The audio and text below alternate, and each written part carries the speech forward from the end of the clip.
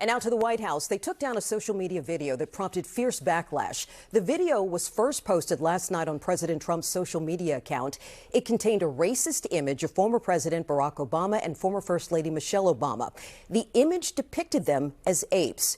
We are not showing the image because it is offensive. This morning, Senator Tim Scott of South Carolina, the only black Republican in the Senate, posted on X that he prayed it was fake and said it was, in his words, the most racist thing he had seen out of this White House.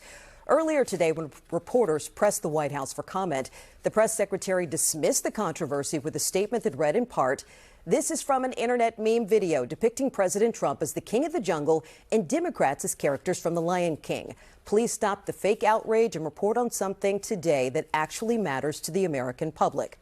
Well, after more Republicans denounced the post, it was removed from the president's social media account. And after initially defending the video, a White House official told NBC News that an unnamed White House staffer made the post in error. The New York Times notes the video struck a nerve the White House did not appear to anticipate.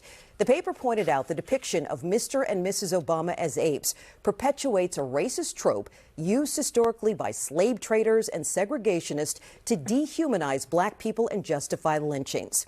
Phillip Atiba Solomon is professor of Black Studies and professor of psychology at Yale University. He's also an expert in this matter. Professor Solomon is the lead author of a study from 2008 about the connection between discrimination and comparing black people to apes. Professor, thank you so much for joining us. We appreciate it.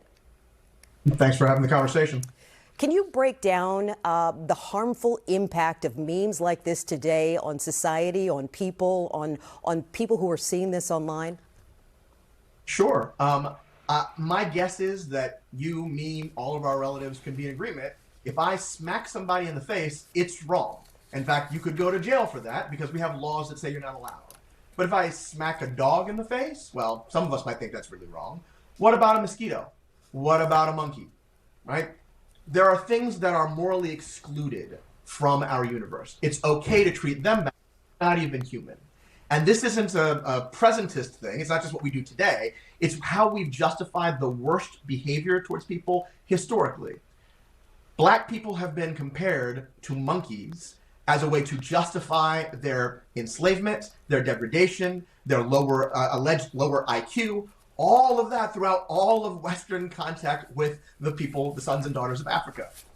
When you are doing that to a black man and black woman who have ascended to the highest heights of society, it's as if you're saying it doesn't matter how well your character reflects, how well your accomplishments reflect, you are still just black and will be treated the way we treat all other black folks. I am so very glad that Republicans decided to stand up and speak out against this.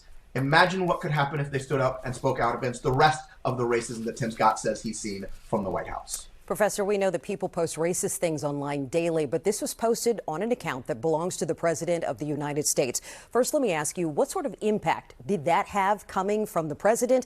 And also, this isn't the first time he's been criticized for posting something controversial, but it's rare he actually takes something down. Why do you think it made a difference this time? Yeah, so in terms of the impact, we won't know immediately. I'm a scientist, so that is my unsatisfying answer to almost everything. We don't know yet. But I will say that the more coverage that something like this gets, the more that this image gets circulated and recirculated, and the more powerful people are thought to be saying, this is okay, the more damage it can do. It lives not just in our unconscious minds, but in our conscious minds, saying, if powerful people can say that this is okay, I can treat these people this way. Why did it get taken down this time? I am not in the mind of anybody in the White House, but I have to say this is the first time that I've seen such immediate and strong pushback from members of his own party when there has been such racist language and depictions that were associated with the President of the United States. I imagine at a time when he is facing historic unpopularity around racial issues having to do with immigration, it'd be a particularly impolitic time to be caught out there saying the quiet part out loud.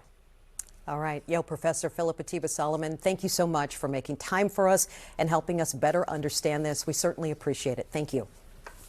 Thank you. All right, let's turn to that weather. You know, I missed the snowstorm. You were both wall to wall in coverage. Oh, yeah, but I was away. We know you missed the snowstorm, my friend. So I stepped outside to see the flurries coming down to get my dinner. And how do you think it felt? I just had a